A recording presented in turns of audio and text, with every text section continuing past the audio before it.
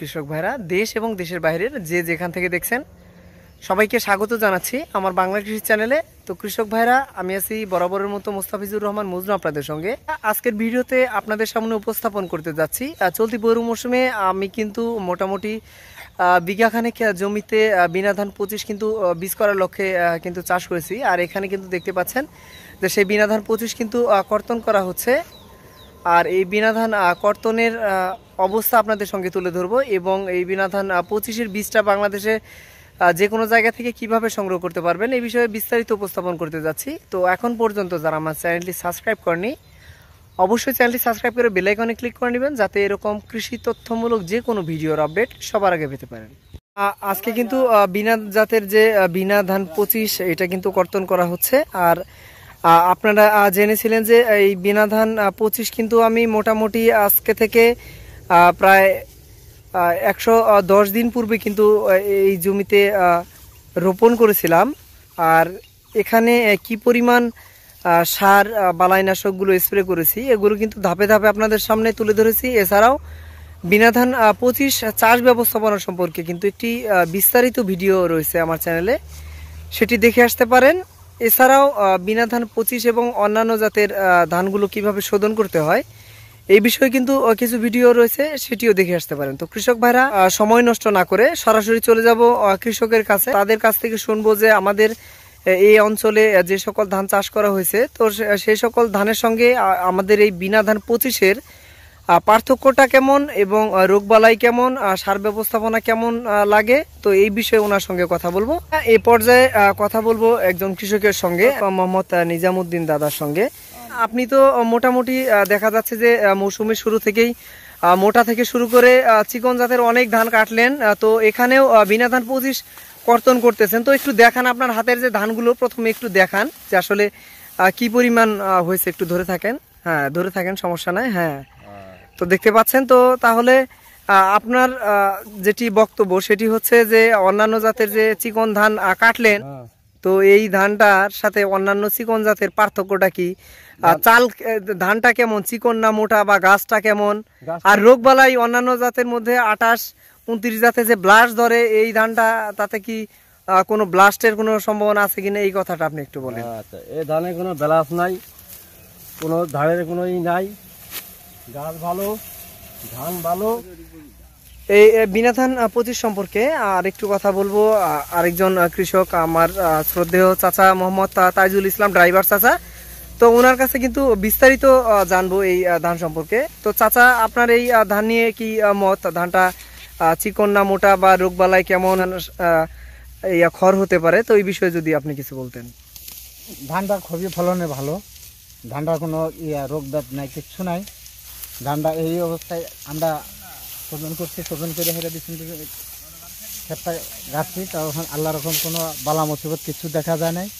তা আল্লাহ রকম যা সিঞ্জা গুণা হয়েছে, প্রায় টাকরের বেশি হয়ে গেছে। ধান তো কাটতেছে, এখন আয় কেমন এটা দেখতে হবে। আমরা নতুন ধানে না আপতানি করছি, দেখতে হবে এখন কাটামারি তুলে হেরে দেখতে হবে খেতে কিরকম পর্যায়ে। যদি মোটামুটি আশানুরূপ ফলন হয় তাহলে তো আপনারা সবাই ইনশাল্লাহ এই ধান করবেন, যেহেতু 28, 29-এর যে এটা ব্লাস্ট প্রতিরোধী একটি জাত আমরা জানি, মোটামুটি কোনো ব্লাস্টের কোনো সম্ভাবনা নাই, তো এটা ইনশাল্লাহ তো করা যাবে। হ্যাঁ ইনশাল্লাহ, দেখি 28-এর চেয়ে আফগান হচ্ছে, 28-এর চেয়ে অনেক আফগান আছে। তবে ধানটা দেখতেও খুব ভালো দেখা যায়। এই যে আমি শীষ বের হয়েছি, পরে টাকরের বেশি আছে। সিরা দেখেন, একটা শীষ সিরেন, সমস্যা নাই, টান দিয়ে উঠান। এই দেখে এই ধানটা খুবই প্রায় আমি মাপ দিছি, টাকরে বেশি। এই ধানটা খুবই ফলন ভালো হয়েছে, কিন্তু আল্লাহ ওখান আমি এই ক্ষেতটা কাটলে পরে বুঝতে পারবো বিঘাতে কত মন আসে, আর খাইয়েও দেখবো টেস্টটা কেমন হয়। দেহের যদি ভালো হয় তাহলে এই ধানই আবার আবাদ করবো বলবো। কিন্তু আইনাল হক আমার এক দাদার সঙ্গে, তো দাদা কিন্তু এই ধান সম্পর্কে বলবে যে কেমন ধান হয়েছে। দাদা একটু যদি বলতেন। খুব ভালো ধান হয়েছে এটা, এই ধানের তুল্য কোনো ধানই হয় না। আমরা যত ধান আবাদ করে থাকি এই চিকন ধানের তুল্য কোনো ধান নাই। এর আগে তো মিনিকেট ধানও আবাদ করছো, তাতে কি মিনিকেটের চেয়ে এটা কি? মিনিকেটের চেয়ে এটা অনেক আগানো আছে। গাঁথনিও ঘন, সব দিক দিয়ে আগানো আছে এই ধানটা। খড়ের দিক দিকেও তো আগানো, তাই না? ঘরের দিক দিয়েও আগানো আছে। আচ্ছা, ধান কাটলা দেখি, তোমার হাতের ধানগুলো একটু দেখি, তাহলে ধানগুলো যদি একটু দেখাইতে। এই যে মাশাআল্লাহ। ধান 25 নিয়ে কৃষকদের কি মতামত সেটা কিন্তু জানলেন। আর এই বিনা ধান 25 কিন্তু দেখতে পাচ্ছেন যে কি হারে ফলন হয়েছে। আর এর পরবর্তী সময়ে বিনা ধান 25 মারাই এবং পরবর্তী সময়ে কিভাবে শুকাতে হয় বীজের জন্য এবং সেটাকে কিভাবে সংরক্ষণ করতে হয় সেগুলো কিন্তু আপনাদের সামনে উপস্থাপন করব। এবং পরবর্তী সময়ে বিনা ধান 25-এর চালটা কেমন হয় এবং ভাতটা কি রকম হয়ে থাকে, তো এই বিষয়ে কিন্তু আপনাদেরকে শর্টস ভিডিওর মাধ্যমে জানাবো। আর এই পর্যায়ে কিন্তু মোটামুটি আমার ক্ষেত্রেই কাটা প্রায় শেষ। আর এই বিনা ধান 25-এর নিয়ে কিন্তু এটি ছিল সর্বশেষ আপডেট। এর পরবর্তী সময় কিন্তু বিনা ধান 25-এর বীজ সম্পর্কিত যে আপডেটগুলো সেগুলো পেয়ে থাকবেন। আর এই বিনা ধান 25 যারা এখন সংগ্রহ করতে চাচ্ছেন, অবশ্যই বাংলাদেশের যে কোনো জায়গা থেকে আপনারা বিনা ধান 25-এর বীজ সংগ্রহ করতে পারবেন। আর বিনা ধান 25-এর বীজ সংগ্রহ করার জন্য স্ক্রিনে দেওয়া নম্বরে যোগাযোগ করে বাংলাদেশের যে কোনো স্থান থেকে এই বীজটি সংগ্রহ করতে পারবেন, সেটা আলোচনা সাপেক্ষে।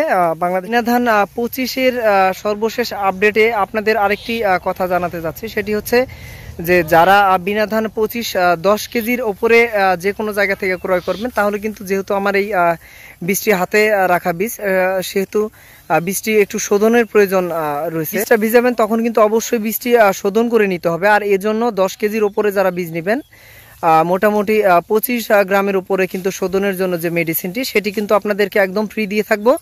তো কৃষক ভাইরা, এটি কিন্তু আমার 1000 সাবস্ক্রাইবার পূর্ণ উপলক্ষে এটা আমার স্পেশালি অফার। আর আপনারা যারা 10 কেজির উপরে বীজ সংগ্রহ করবেন, তারা অবশ্যই খুব দ্রুত জানাবেন।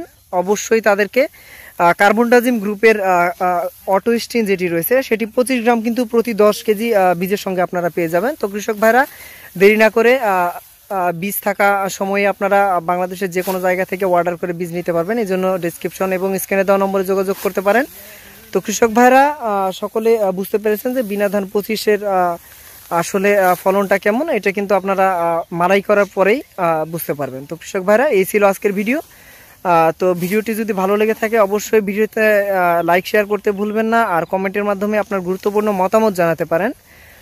আর এরকম কৃষি তথ্যমূলক ভিডিও পাওয়ার জন্য আমার চ্যানেলটি অবশ্যই সাবস্ক্রাইব করে সঙ্গে থাকবেন। দেখা হবে পরবর্তী ভিডিওতে। বৃধান 102-এর সাম্প্রতিক অবস্থা, বৃধানের ফলন কেমন হয়েছে, কত সময় কাটতে হবে এবং পরবর্তী সময়ে বৃধান 102 কিভাবে বীজ রাখবো, তো এই বিষয়ে বিস্তারিত উপস্থাপন করব। সে পর্যন্ত ভালো থাকবেন, সুস্থ থাকবেন। আল্লাহ হাফেজ।